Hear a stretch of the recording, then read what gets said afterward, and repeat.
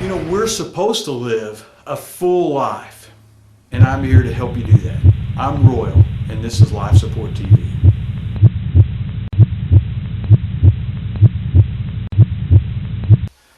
So, what happens when a passive angry person marries an aggressive angry person? All kinds of problems.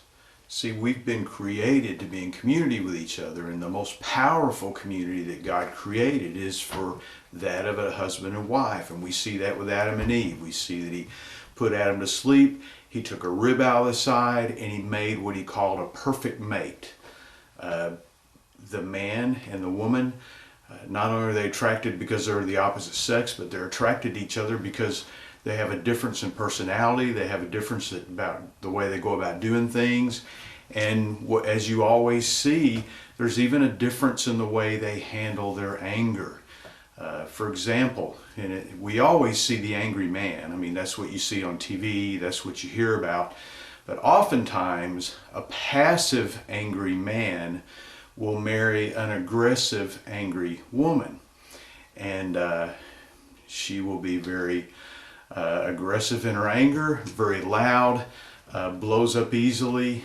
And what he's learned to do with life, and he probably learned this in his relationship with his own mom, what he's learned in life is to handle things by just being quiet, by just passively going about doing life, acting like it really doesn't bother him.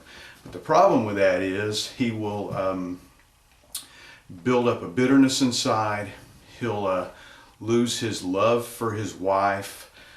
He'll start looking for other places that will meet the need he has for the love that he doesn't feel like he's getting from his wife. She may not know that he's angry all the time because of the way he acts, but the problem is, the angrier she gets, the louder she gets, the harder she gets at coming at him, the more he pulls inside, pulls inside, pulls inside. Now, he may be that person who's passive but aggressive sometimes. And then what will happen is he'll blow up like crazy all of a sudden, and he'll leave, or he'll tear something up, or he might even get physical. That's dangerous, but most of the time this passive angry man will sit and be quiet and just kind of learn to be inside of himself and not even deal with the situations that are going on. His actual passiveness and the way he goes about handling it will make her more angry and make her blow up more and more often, and her way of blowing up will make him more angry and more bitter and become more cold and more sarcastic or whatever.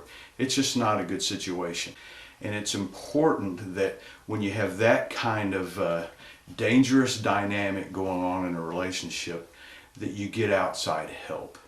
Counseling is the way that they've got to go. Somebody has to sit down, a third party has to sit down and go, look, you may not think so, but you're being angry, to the passive one.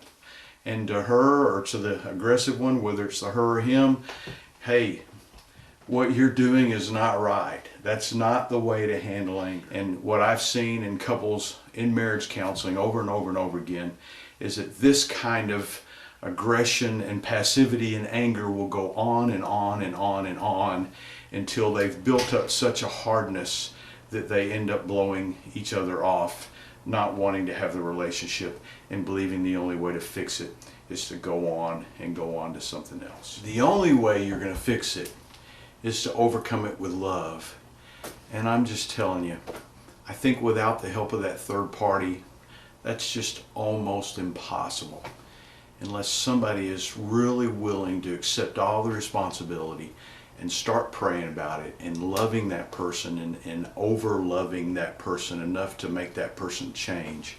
But really, a third party can sit back, can look at the situation more objectively, can point out things that need to be changed. But it's so important, if you're going to do that, that you go there realizing that you're going to have to take your part of the blame, the responsibility, and no matter what the other person does, you can change things yourself. Only one of you can if you really work at it.